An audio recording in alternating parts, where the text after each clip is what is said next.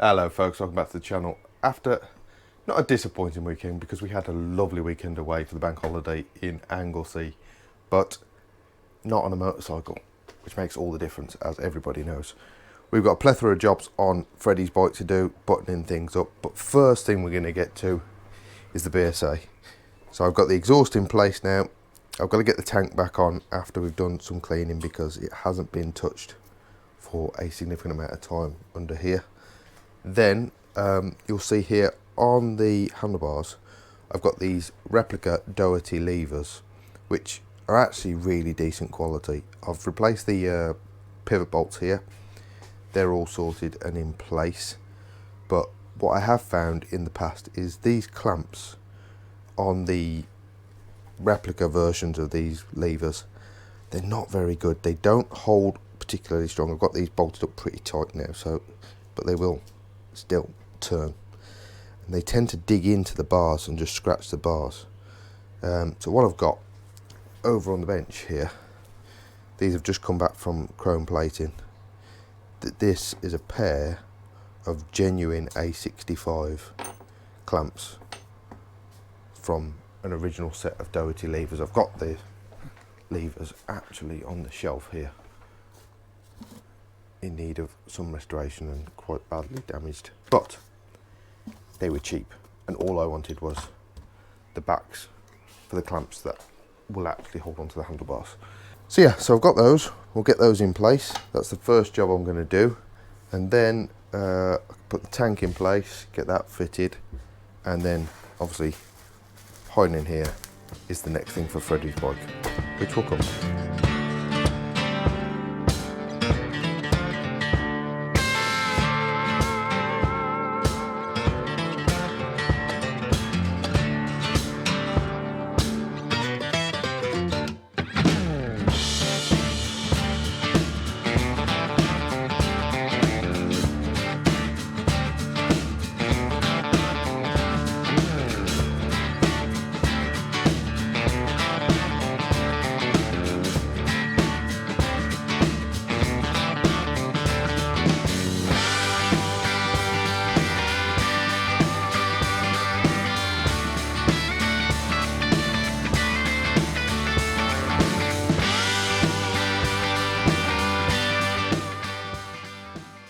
It's a very unique setup in here.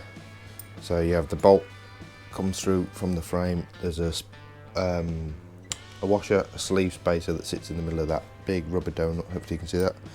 And we have one big washer, one spring washer,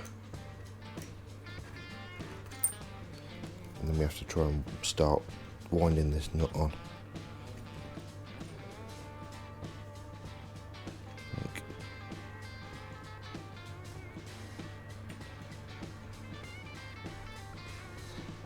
If they had a magnetic socket in the factory, I'm sure they would.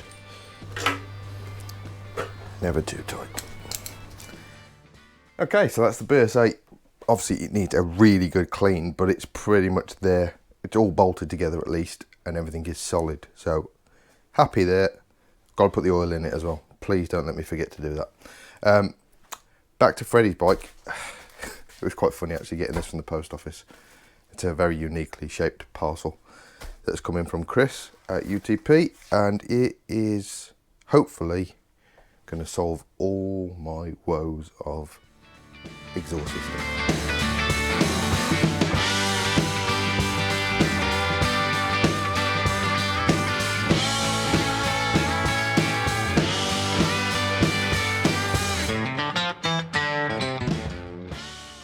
Now that was some work. You can probably see I'm covered in rubbish everywhere, but as I alluded to in the last video, the Tours exhaust didn't fit with the downpipes that I've got, two sets of which are on the floor over there.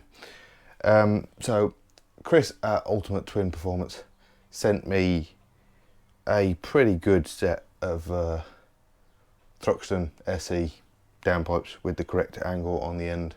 They had previously been wrapped, but they're pretty good. The chrome's not too bad.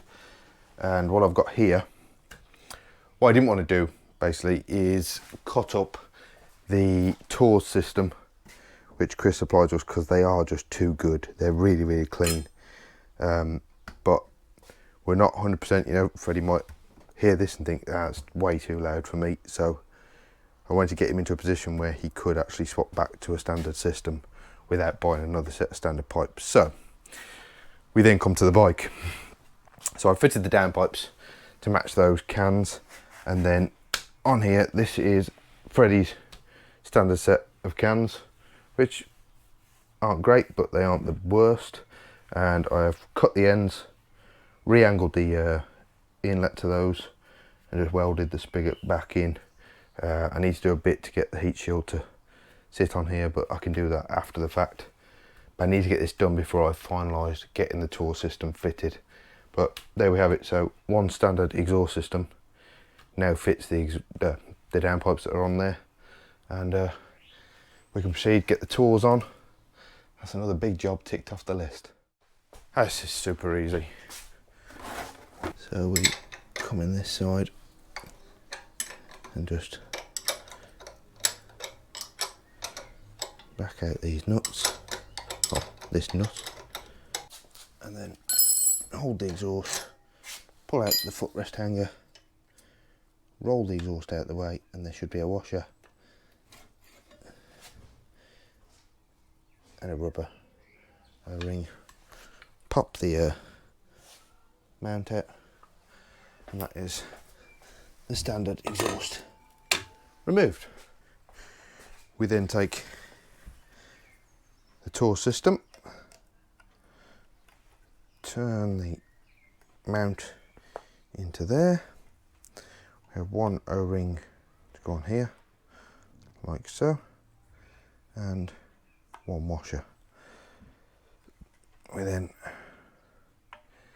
get this to lay onto the downpipe, like so. It's a bit snug, but it will go. Let's hold the washer in place with this, just like so. Get our nut in play, like that. And there it is. So there's the nut, back of there. The footrest is pegged into the frame, so don't have to worry about that being loose.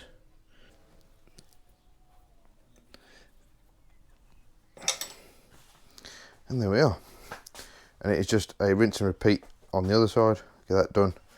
Obviously, we've got to torque up this exhaust clamp. The clamp bolt is the princely sum of 22 Newton meters. Hopefully you can see him just under there. See it, clamp bolt is 22 Newton meters. Let's nip him first. Sounds good to me.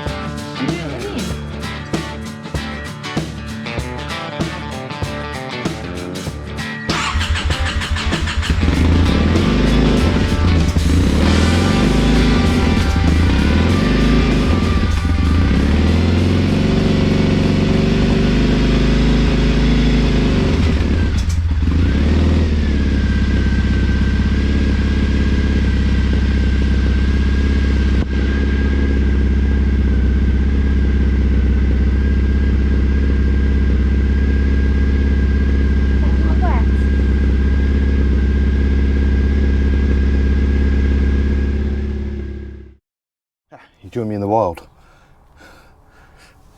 Emily will get that joke. Not many people will have noticed, I don't think, in this build series, but the rich start knob is missing from Freddie's bike and has been for a while. You can't buy it on its own.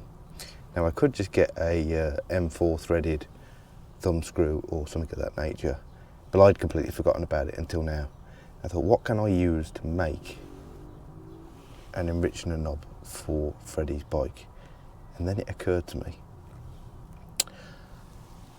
you will have seen the guitars and stuff in the background in the videos, and I used to do guitar pedal repairs and guitar repairs and different things, and I realised in one of my boxes I got a control knob for an effects pedal for a guitar. So what I'm going to do is get an M4 cap screw, get the head to fit in that little hole there, glue that in, and then that will become an enrichener knob on the side of the bike. There we go.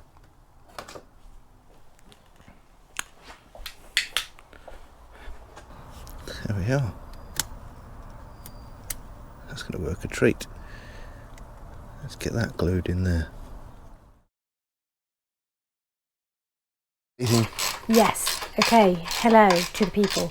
We're going to just fit this, and then hopefully it is 7:30 on Thursday the 9th. Hopefully it is 7:30. Hopefully it is 7:30. It is very nearly. I'm hopefully right. We're going to fit this, and then hopefully we're going to go out. We're going to go out on it, and hopefully, fingers crossed, make it to the pub. There's a lot of hopefullys there. There is a lot of hopefullys. And hopefully I'll make it to the pub. I'm not so much fussed about getting back. Just need to get to the pub. Now I'm going to walk along the floor like this because I don't want people to see the bike.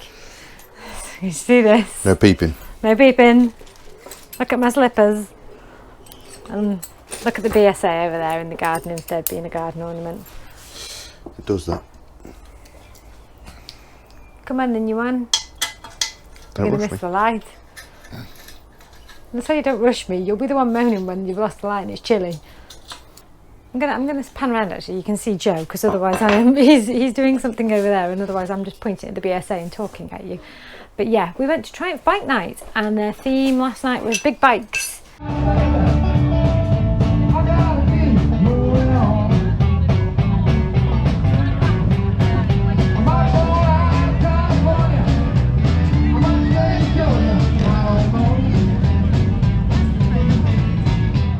Food was good. We had a pulled pork bap. We listened to music, sat with some friends. No peeping, people. So you have these brackets. Those brackets That hook onto the frame. Hang on a minute. I'm under here. Onto the I frame. like how you've just readjusted it and you can't see what I can see. But it was through the right, camera. wasn't it? It was the right adjustment to make. Oh, I can see what you're doing. Oh, I don't know if it's going to show up on this. It's pretty dark. But that bracket hooks over the frame. Yep. And then there's a set of holes.